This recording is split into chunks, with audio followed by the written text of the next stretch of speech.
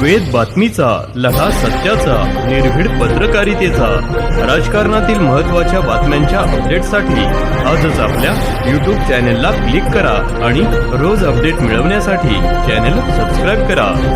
नमस्कार, आपण पाहत आहात वेद बातमीचा.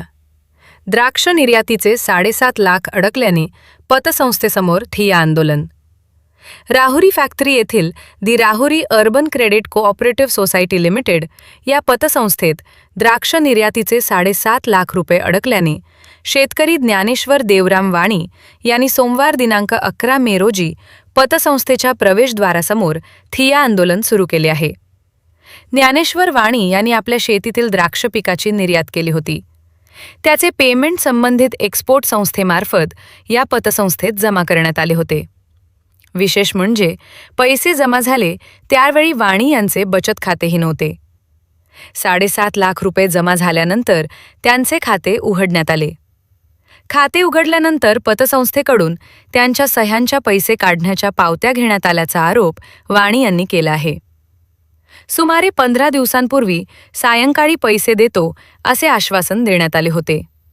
मात्र अद्याप रक्कम मिळालेली नसल्याने त्यांनी आंदोलनाचा मार्ग स्वीकारला आहे. या प्रकरणी वाणी यांनी राहुरीचे सहाय्यक निबंधक, जिल्हा निबंधक तसेच राहुरी पोलीस ठाण्यात तक्रार दाखल केली आहे. दरम्यान संस्थेचे चेअरमन प्रशांत काळे हे या प्रकरणानंतर पतसंस्थेकडे फिरकलेच नसल्याचा आरोप आंदोलकांनी केला आहे. शेती पिकाचे पैसे मिळत नाहीत तोपर्यंत आंदोलन सुरूच ठेवणार असल्याचे ज्ञानेश्वर वाणी यांनी सांगितले. वेद बातमीसाठी राजेंद्र उंडे, राहुरी. मी ज्ञानेश्वर देवराम वाणी 21/4/2026 रोजी माझ्या एका एक्सपोर्ट कंपनीने मला एक पेमेंट 7.5 लाख रुपये यांच्या राहुरी अर्बन बँकेच्या येस बँकेच्या खात्यावर वर्ग केले. त्यानंतर ते पैसे मी माझ्या इथं खातं नव्हतं, मी इथं कर्जदार नाही, मी कोणाला जामीनदार पण नाही, तर ते पैसे माझे यांनी इथं सेविंग अकाउंट उघडून त्या खात्यावर वर्ग केले. त्या खात्याचं मी विड्रॉल स्लिप देऊन मला ते पैसे पाहिजे नव्हते कॅशमध्ये. तर विड्रॉल स्लिप दिल्यानंतर मला त्यांनी सांगितलं का संध्याकाळी देतो, सकाळी देतो, उद्या देतो, परवा देतो, असे करून आजपर्यंत मला त्यांनी 7.5 लाख रुपये दिलेले नाही.